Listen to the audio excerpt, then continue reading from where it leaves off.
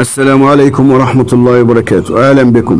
معكم الكاتب والمؤلف خالد يوسف الحناوي، متخصص وباحث في علم المصريات ومترجم لغة مصرية قديمة ومؤلف سلسلة الأجداد عن الحضارة المصرية باللغتي العربية والكرواتية.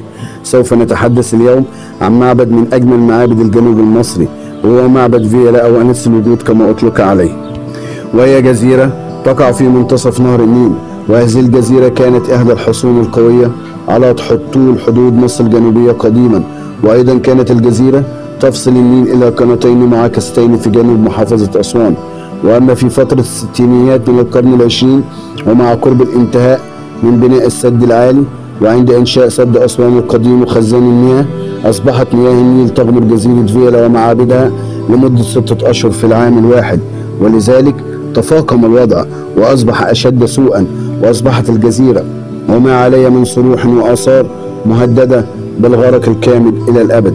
وفي عملية إنقاذ رائعة وتاريخية قامت بها الهيئة العامة للحفاظ على التراث العالمي اليونسكو بتفكيك المعابد من فوق جزيرة فيلا وإعادة نقلها وإعادة تشييدها إلى الجزيرة المقابلة الذي أطلق عليه اسم إيجيليكية، والتي كانت تبعد حوالي 500 متر لتكون شبيهة لجزيرة فيلا. وأصل تسمية فيلا أو فيالي ترجع إلى اللغة اليونانية وتعني الحبيبة. أما الاسم القبطي فأطلق عليه اسم بلوبلاك أو بلوبلاخ، ويعني الحد، لأنها كانت نهاية حدود مصر الجنوبية. وأما الاسم العربي فأطلق عليه اسم أنس الوجود نسبا لأسطورة أنس الوجود في قصص ألف ليلة وليلة.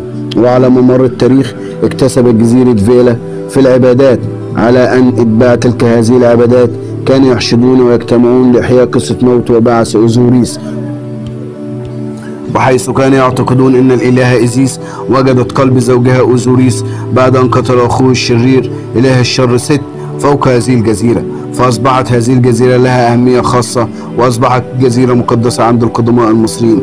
ولقد خصصت هذه الجزيرة لعبادة الإلهة إيزيس وأيضا الإلهة حتحور وغيرها من الملوك والآلهة.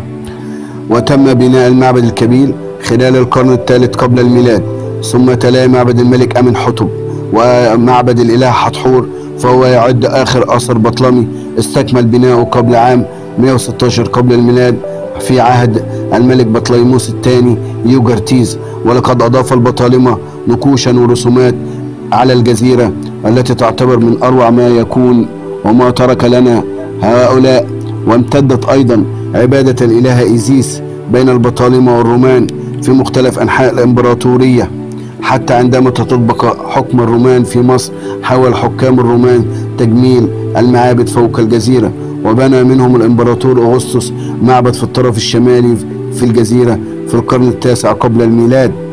وآخرون أضافوا صروحا ونقوشا، كما بنوا منهم تورجان وهدريان ودقلدينيوس وآخرون مباني جديدة فوق جزيرة فيلا. واستمر العمل حتى القرن الرابع الميلادي، وتحت حكم جوستيان وصلت المسيحية إلى جزيرة فيلا وتحولت قاعة الأعمدة لتكون مناسبة لممارسة الديانة الجديدة، وتم نقل الأحجار من بعض الآثار ولبناء بعض الكنائس القبطية فوق الجزيرة. ونمت قرية جديدة حول معبد الإلهة إيزيس، وذلك بتحويل قاعة الأعمدة الرئيسية للمعبد إلى كنيسة صغيرة، كما بينوا أيضا كنيستين في الموقع ذاته. وحدث في عصرهم تشوين لبعض النقوش والرسومات الفرعونية، ثم أضافوا بعض النقوش القبطية والمخربشات التي لم تسلم هي الأخرى من التشويه وعوامل الزمن في العصور التالية. وعند دخول الإسلام في مصر اعتبر جزيرة فيلا حصنا أسطوريا مماثلا في إحدى قصص ألف ليلة وليلة، واكتسبت اسم أنس الوجود تيمنا باسم بطل إحدى هذه القصص. وكانت مصر جزءا مزدهرا في أجزاء الإمبراطورية الرومانية، وأصبحت ثرية بحق.